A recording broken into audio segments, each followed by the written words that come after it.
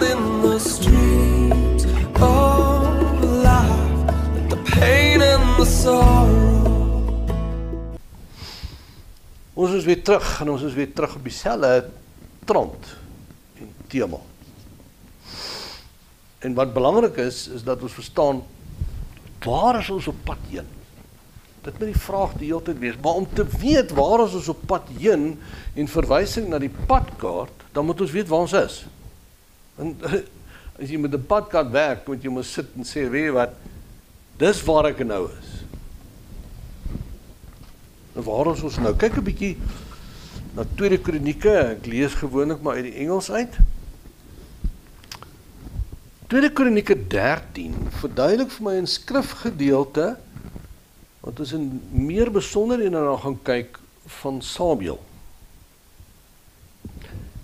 En die kern van hierdie skrifgedeelte en die kern van dit wat in die lewe van Samuel my getref het, ons kan die Here dien.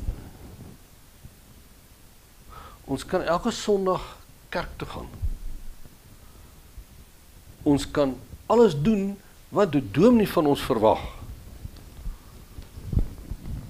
Ons was so gewees as gesin in die NG Kerk in Pretoria hier in die Oosgemeente. My pa was 'n ouderling, ek was eventuele diaken gewees. Ons was jare in die kerk. As daar iemand is wat iets moet doen in die kerk, dan was dit my ma. Is daar iets wat gedoen moet word, dan is dit deel van die Venter familie. Die dag toe ek my aanneming doen, was daar 'n groot kompetisie tussen my en een van my skoolvriende gewees, om te kyk, wie kan by die tafel sit. Nou dit was die eer van alle ere, om aangeneem te word, en by die tafel te sit. Daar is net 2 kandidate wat by die tafel sit, saam met die dominees, en die hoofouderling, en die hoofdiaken. Die hele Sanhedrin is daar uitgepak, en hulle bedien jou met nagmaal.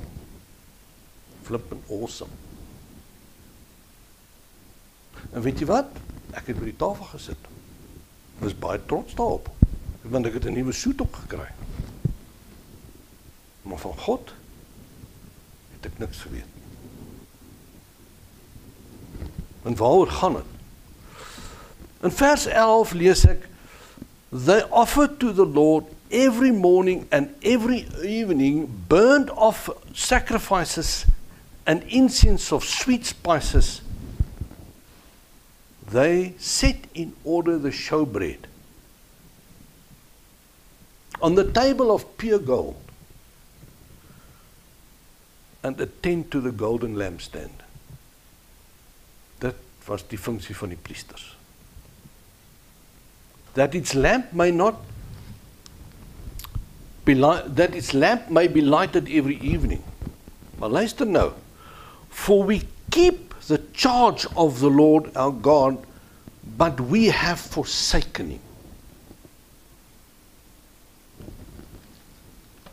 We keep the charge of our Lord our God, but we have forsaken him. Is dit waar in jou lewe? Nou gaan jy vir my sê, maar how do we forsaken the Lord? Hoe werk dit in ons lewe dat ons daar loop? Welkom ek hanteer 'n eenvoudige ding. Ons kom in die Ou Testament en in die Ou Testament was jy gerig op wat om te doen. In die Nuwe Testament wandel ons in die Gees. En baie mense kyk aan, dit was altyd 'n geweldige groot ding in die beginjare gewees. Maar weet julle wat? Dit is 'n opdrag van die skrif. Kom ons kyk net 'n bietjie na Romeine 8. Wat is belangrik hier in Romeine 8? Romeine 8 is iets wat ons oë oopmaak. Wandel jy in die vlees of wandel jy in die gees? Waarmee is jy besig? Want wanneer jy in die vlees wandel, is dit vyandskap teen God. Kyk wat sê hy, wanneer ons kyk na vers 6, Romeine 8 vers 6. Now the mind of the flesh is sense and reason. Interessant, né? Mense het altyd vir my gesê, maar waarom wil jy dit doen? Dit is nie logies nie. Hoe kan jy vir my sê, dit is logies?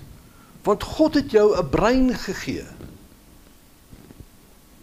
Wel, hy het my 'n brein gegee, maar dis om my arms en my bene te beweeg, sodat ek funksioneel kan wees binne die sienlike dimensie wat ons verwys na as werklikheid.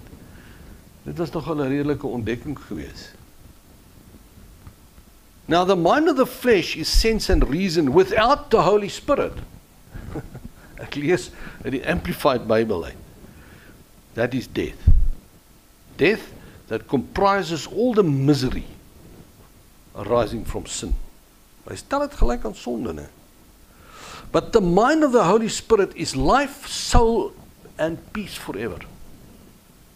Because the mind of the flesh is carnal thoughts and purposes. That is hostile to God. Met ander woorde, wat is besig om te gebeur? Eintlik loop ons op 'n plek waar ons nie lekker verstaan wat die dilemma is nie. Want die dilemma is gevestig in ons sintuie.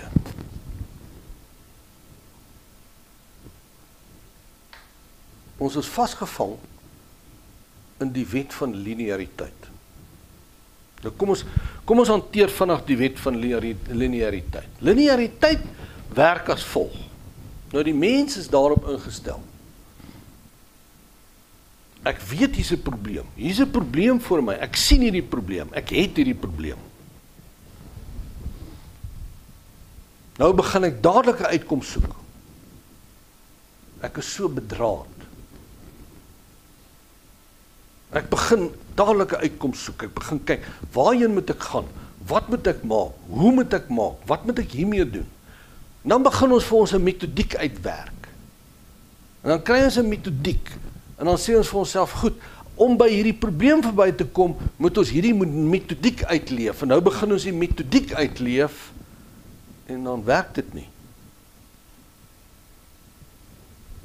En so word ons vasgevang in 'n metodiek wat jou lei na depressie. In 'n metodiek wat jou vat na 'n plek toe waar jy moedeloos raak. Want ons beginpunt is verkeerd. Ons beginpunt is dat ons besluitneming doen op die werklikheid. Jy kan nie jou besluitneming neem op die werklikheid nie. Jy moet jou besluitneming neem op realiteit. Maar nou voer ons dit nog verder. Nou het ek so groot geword en ek het dit gedoen. En ek het my planne uitgewerk. En dit was sonder God. En dis waarom die skrif vir ons dit sê in 2 Kronieke. Want dit kos 'n wandel met God.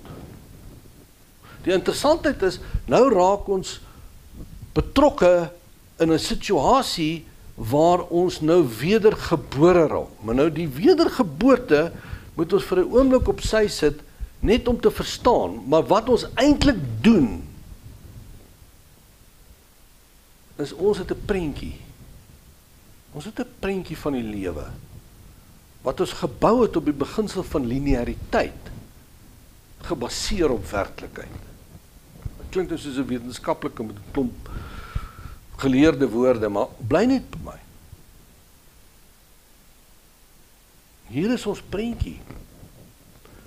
Nou ontdek ek Jesus.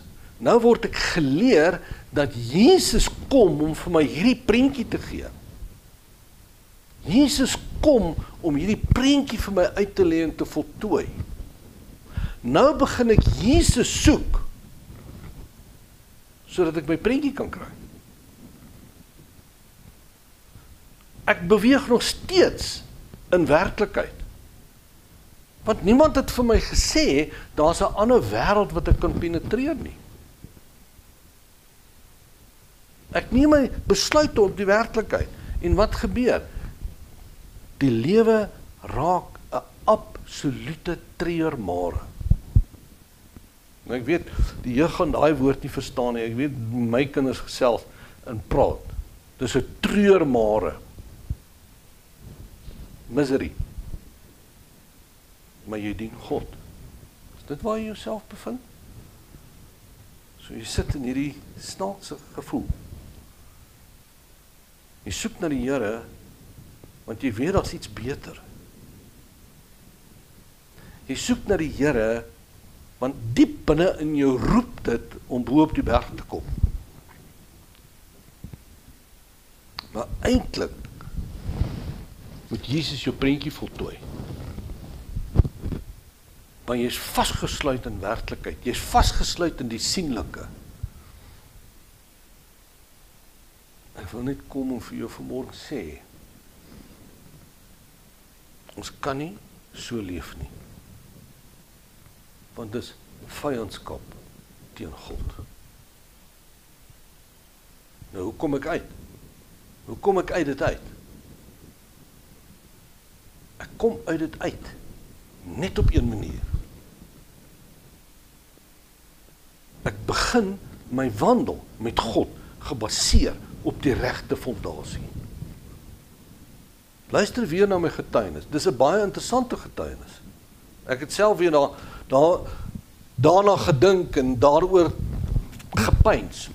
Dink 'n bietjie aan die eerste gedeelte van die getuienis. In die eerste gedeelte van die getuienis het ek hierdie ontmoeting, hierdie ervaring met God gehad. En alhoewel dit 'n onstuimigheid in my lewe gebring het, het dit gekwyn na ruk. Toe kry ek hierdie plek waar ek die gebed bid, en ek hoor, maar Jesus is nou die een wat alles net vir my gaan gee, en ek het hierdie prentjie in my lewe, en Jesus gaan my prentjie vervul. En dit werk toe ook nie.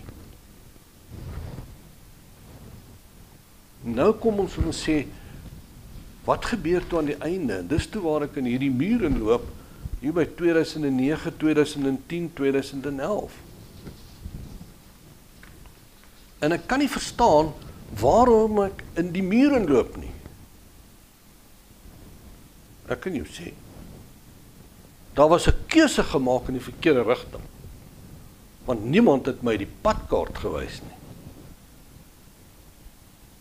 So, weet net, daar is hulp vir jou.